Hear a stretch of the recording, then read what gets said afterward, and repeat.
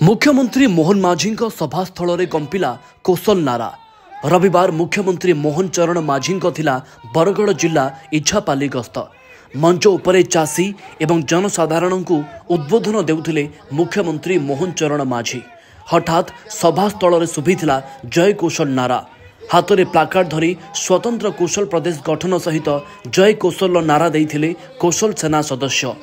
रविवार अपराह्न 2टा बेले इच्छापाली पड़िया मुख्यमंत्री संबोधन बेले ए दृश्य देखा मिलता। तेबे तुरंत पुलिस पहुंची घटनास्थल प्लाकार्ड जबत करने सहित कौशल सेना सदस्यों को गिरफ्त करिछि।